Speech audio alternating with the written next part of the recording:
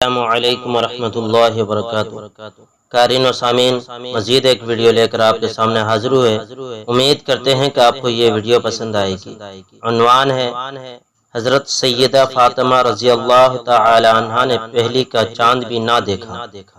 اللہ تعالی نے سیدہ حضرت فاطمہ الزہرا رضی اللہ تعالی عنہا کو عجیب حیا عطا فرمائی تھی۔ ایک دفعہ چاند کی پہلی تاریخ تھی۔ نبی اکرم صلی اللہ علیہ وسلم کے ہاں آپ کی بیٹی فاطمہ رضی اللہ تعالی عنہ تشریف لائی تھی۔